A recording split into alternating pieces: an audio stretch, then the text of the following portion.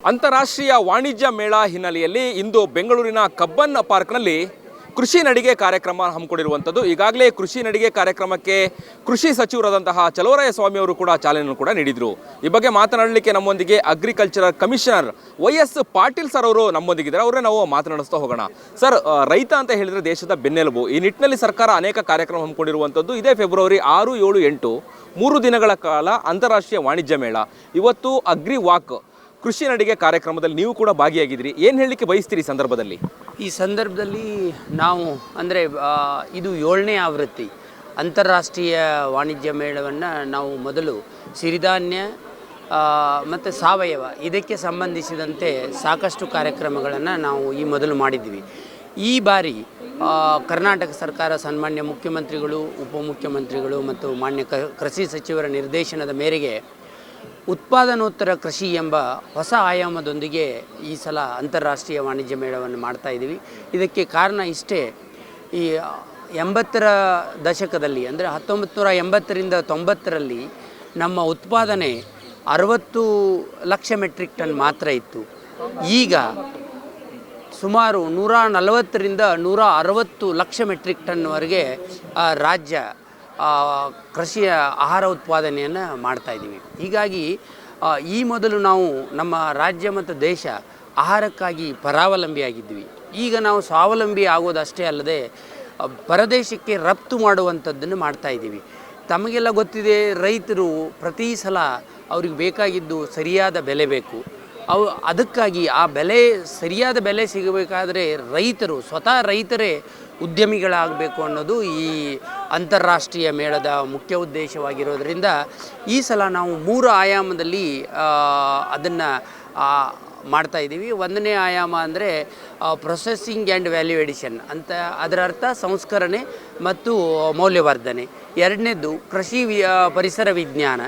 3ನೇ ಆಯಾಮ branding, packaging ಮತ್ತು ಕ್ರೆಡಿಟ್ ಸೇವೆ ಒದಗಿಸೋದು. ಇದರ ಅರ್ಥ ಏನಂದರೆ, ಉತ್ಪಾದನೆ ಆದ ನಂತರ ಭಾಳಷ್ಟು ರೈತರಿಗೆ ಬೆಳೆದಂಥ ಬೆಳೆಗಳು ಭಾಳಷ್ಟು ಲಾಸ್ ಆಗ್ತಾಯಿದೆ, ಉತ್ಪಾದನೋತ್ತರವಾಗಿ ಲಾಸ್ ಆಗ್ತದೆ. ಅದು ಲಾಸ್ ಆಗ್ದಂಗೆ ಮಾಡೋದು. ಆಮೇಲೆ ಈ ಮಿಡಲ್ ಮ್ಯಾನ್, ಮಧ್ಯವರ್ತಿಗಳೇ ಇದರ ಲಾಭ ಹೆಚ್ಚು ಪಡ್ಕೋತಾ ಇದ್ದಾರೆ. ಅದನ್ನು ತಡೆದು ರೈತರೇ ಅಥವಾ FPOಗಳು, SHGಗಳು ತಮ್ಮ ಬ್ರ್ಯಾಂಡನ್ನು FPOಗಳು ಏನು ಮಾಡ್ಬೋದು ಅಂದರೆ ಪ್ಯಾಕೇಜಿಂಗ್ ಹೇಗೆ ಮಾಡಬೇಕು, ಬ್ರ್ಯಾಂಡಿಂಗ್ ಹೇಗೆ ಮಾಡಬೇಕು ಅನ್ನೋದು ನಾವು ಈ ಮೇಳದಲ್ಲಿ ಹ್ಯಾಂಡ್ಸ್ ಆನ್ ಟ್ರೈನಿಂಗ್ ಕೊಡೋದು ಪ್ಲ್ಯಾನ್ ಮಾಡಿದ್ದೀವಿ. ಅಷ್ಟೇ ಅಲ್ಲದೆ ಈಗೆಲ್ಲ ತಮಗೆ ಗೊತ್ತಿದೆ,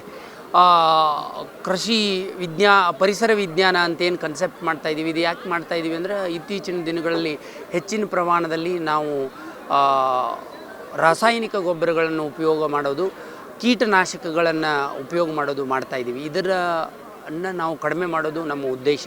ಹೀಗಾಗಿ ಇದನ್ನು ಕಡಿಮೆ ಮಾಡೋದರೊಂದಿಗೆ ಮಣ್ಣಿನ ಫಲವತ್ತತೆ, ಮಣ್ಣಿನಲ್ಲಿ ಇಂಗಾಲದ ಪ್ರಮಾಣವನ್ನು ಹೆಚ್ಚು ಮಾಡಬೇಕನ್ನೋ ಉದ್ದೇಶದಿಂದ ದೇಸಿ ತಳಿಗಳ ಕುರಿತೂ ನಾವು ಹೆಚ್ಚಿನ ಅರಿವು ಮೂಡಿಸೋದು ಉದ್ದೇಶ ಇದೆ.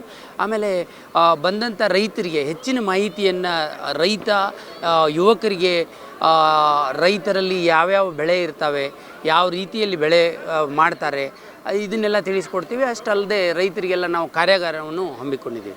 Okay sir. ಇನ್ನು ಕೃಷಿ ಅಂದ ಕೂಡಲೇ ಎಲ್ಲರೂ ಅಲ್ಲ, ಕೆಲವೊಂದು ಯುವಕರು ಹಿಂದೇಟು ಹಾಕ್ತಾರೆ. ಈ ನಿಟ್ಟಿನಲ್ಲಿ ಯುವಕರನ್ನು ಕೃಷಿಯತ್ತ ಸೆಳಿಲಿಕ್ಕೆ ಸರ್ಕಾರ ಏನೆಲ್ಲ ಯೋಜನೆಗಳನ್ನು ಹಾಕ್ಕೊಂಡಿರುವಂಥದ್ದು? ಇದರಲ್ಲಿ ತಾವು ಕೇಳಿದ್ದು ಪ್ರಶ್ನೆ ಅತ್ಯಂತ ಸೂಕ್ತವಾಗಿದೆ. ಯಾಕಂದರೆ ಕೃಷಿಯಿಂದ ಆಚೆ ಓಡೋದೇ ಹೆಚ್ಚು. ಜಮೀನು ಇರ್ತದೆ, ಅವರು ಬೇಡ ಕೃಷಿ ಮಾಡೋದರಿಂದ ನಮಗೇನೂ ಲಾಭ ಇಲ್ಲ ಅನ್ನೋದು ಎಲ್ಲರ ತಲೆಯಲ್ಲಿ. ಆದರೆ ಇತ್ತೀಚಿನ ದಿನಗಳಲ್ಲಿ ನೀವು ಕೋವಿಡ್ ನಂತರದ ಸಮಯವನ್ನು ಗಮನಿಸಿದರೆ ಭಾಳಷ್ಟು ಈ IT ಕಂಪ್ನಿಗಳಲ್ಲಿದ್ದವರೆಲ್ಲ ಮತ್ತೆ ತಮ್ಮ ಹಳ್ಳಿಯತ್ತ ಮುಖ ಮಾಡಿದ್ದಾರೆ.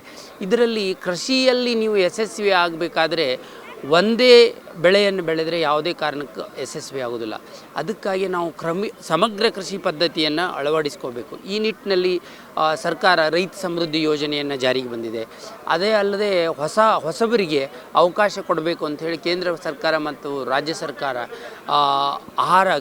ಕಿರು ಆಹಾರ ಸಂಗ್ರಹಣೆ ಅಥವಾ PMFME ಅಂತೇನಂತಾರೆ ಆ ಯೋಜನೆಯನ್ನು ಜಾರಿಗೆ ತಂದೆವು. ಅಷ್ಟೇ ಅಲ್ಲದೆ ಈ ಎನಿಮಲ್ ಕಾಂಪೋನೆಂಟ್ ಏನಿದೆ, ಈ ಪಶು ಕಂಪಲ್ಸರಿ ಅದರ ಅದರಲ್ಲಿ ಇರಲೇಬೇಕು. ಇದು ಎಲ್ಲನೂ ಒಟ್ಟಿಗೆ ಸೇರಿ ಮಾಡಿದಲ್ಲಿ ಯಾವುದೇ ಕಾರಣಕ್ಕೂ ರೈತ ಲಾಸ್ ಆಗೋದಿಲ್ಲ. ಈಗಾಗಲೇ ಸಾಕಷ್ಟು ರಾಜ್ಯದಲ್ಲೇ ಬೇಕಾದಷ್ಟು ಎಕ್ಸಾಂಪಲ್ಗಳಿದ್ದಾವೆ. ಇದರಿಂದ ಲಾಭ ಗಳಿಸಿ ಸ್ವಾವಲಂಬಿಯಾಗಿ ಮತ್ತೊಬ್ಬರಿಗೆ 100-150 ಜನಕ್ಕೆ ಕೆಲಸ ಕೊಟ್ಟಂಥ ರೈತರುಗಳು ಸಾಕಷ್ಟು ನಮ್ಮ ರಾಜ್ಯದಲ್ಲಿದ್ದಾರೆ.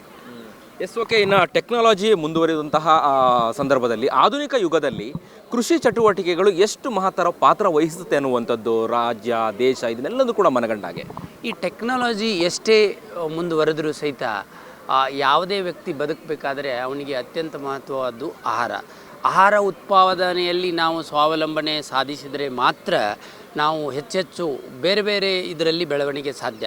ಮೂಲ ನಮಗೆ ಕೃಷಿ. ನಮ್ಮ ದೇಶ ಅದರಲ್ಲೂ 55%ಗಿಂತ ಹೆಚ್ಚು ಜನರು ಅಂದರೆ 60%ದಷ್ಟು ಇನ್ನೂ ಸಹಿತ ಕೃಷಿ ಅವಲಂಬಿತರೇ ಇದ್ದಾರೆ.